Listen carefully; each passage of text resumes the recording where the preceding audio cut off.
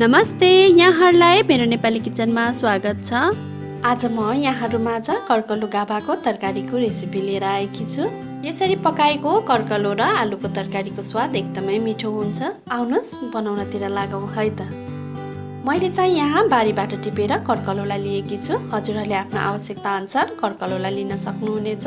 अब यो कर्कलोको बाहिर रहेको यो पातलो बोक्रालाई चाहिँ हामीले यसरी तासेर निकाल्नु पर्छ।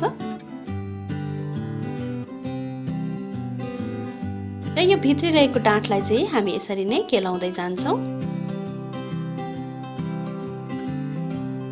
र यो कलिलो कलिलो पत्ताहरूलाई पनि हामी यसरी नै यहाँ राख्दै जान्छौँ। र यहाँ चाहिँ मैले सबै कर्कलोको डाँठ र यो पत्तालाई केलाइसकेकी छु। र यसरी केलाउँदा चाहिँ यसरी हाम्रो हातमा पनि यसको दाग लाग्छ। र हजुरहरूले केलाउँदा ग्लोभ्स युज गर्नुभयो पनि हुन्छ, नत्र यो हात धुँदै जाँदा आफै पनि हटेर जान्छ। र यहाँ चाहिँ मैले सबैलाई पखालेर पत्तालाई पनि यसरी काटेर लिइसकेकी छु। अब चाहिँ हामी यसलाई पकाउँछौँ। मैले चाहिँ यहाँ गाभालाई प्रेसर कुकरमा पकाउन लागेकी छु। अब प्रेसर कुकर राम्रोसँग तातिसकेपछि यसमा हामीले तेललाई राख्नुपर्छ। तेल चाहिँ मैले यहाँ 2-3 चम्चा राखेकी छु। अब तेल राम्रोसँग तातेपछि यसमा म आधा चम्चा जिरालाई फुराउँदैछु र थोरै मात्रामा ज्वानोलाई पनि मैले यसमा फुराएँ। अब 2वटा सुकेको रातो खुर्सानीलाई पनि मैले यसमा राखेकी छु र एउटा काटेको प्याजलाई पनि मैले यसमा राखेँ। अब यसमा आधा चम्चा बेसारलाई पनि मैले राखेँ। अब एकपटक चलाएर प्याजलाई एकैछिन भुट्नुपर्छ।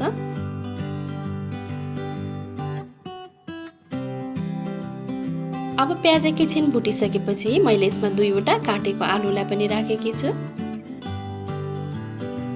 अब आलुलाई पनि हामी एकैछिन चलाउँदै भुट्छौँ।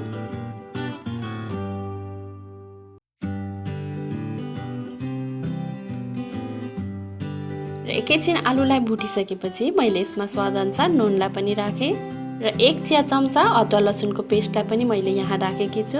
अब यसलाई पनि एकैछिन चलाएर पकाउँ।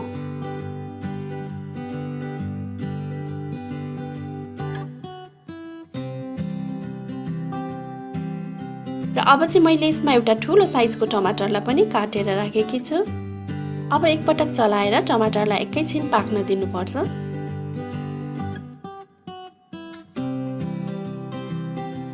र टमाटर हल्का पाकेपछि मैले यसमा 1 चिया चम्चा जिरा धनियाको धुलोलाई पनि राखेकी छु र आधा चम्चा रातो धुलो खोर्सानीलाई पनि मैले यहाँ राखेँ। र मसला राखेर हामीले यसलाई एकपटक राम्रोसँग चलाएपछि अघि हामीले केलाएर राखेको यो कर्कलोलाई अब यसमा राख्नुपर्छ।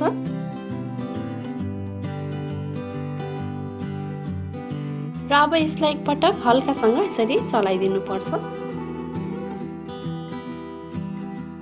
त्यसपछि मैले यसमा सानो कचौडाको आधा कचौडा जति पानीलाई पनि राखेँ र अब चाहिँ हामीले यसको बिर्को बन्द गरेर यसमा सिटी लगाउनु पर्छ र ग्यासको फ्लेम चाहिँ हामीले मिडियममा राख्नुपर्ने हुन्छ। र अब यसमा 3 सिटी जति लागिसकेपछि मैले ग्यासको फ्लेमलाई अफ गरिदिएकी छु। अब यसको सिटी सेलाइसकेको छ। म यसलाई खोलेर हेर्दैछु र यो कर्कलो एकदमै राम्रोसँग पाकिसकेको छ। र अब मैले फेरि सानो पारेर ग्यासलाई खोलेर यसमा रहेको यो आलुलाई म यसरी खिचाउँदै जान्छु।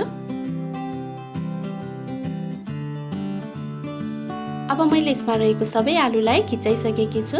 हेर्न सक्नुहुनेछ यो कर्कलो लपक्क भएर पाकिसकेको छ। र अब चाहिँ म ग्यासको फ्लेमलाई पनि अफ गर्दैछु। र अब चाहिँ हामीले यो कर्कलोमा अमिलो राख्नुपर्ने हुन्छ र हजुरहरूले पनि कर्कलो पकाउँदा अमिलो चाहिँ अवश्य पनि राख्नुहोला। मैले चाहिँ यसमा एउटा कागतीको रसलाई निचोड्दैछु।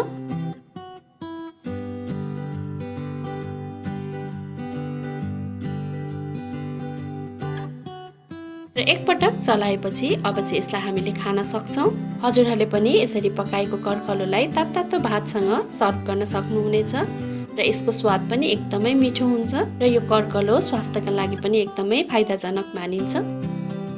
हजुरहरूलाई मेरो आजको भिडियो कस्तो लाग्यो मन पर्यो भने लाइक कमेन्ट र सेयर अवश्य पनि गरिदिनु होला। यहाँहरूले मेरो च्यानललाई सब्स्क्राइब गर्नुभएको छैन भने सब्स्क्राइब गरेपछि छेउमा रहेको बेल आइकनलाई अवश्य क्लिक गरिदिनु होला।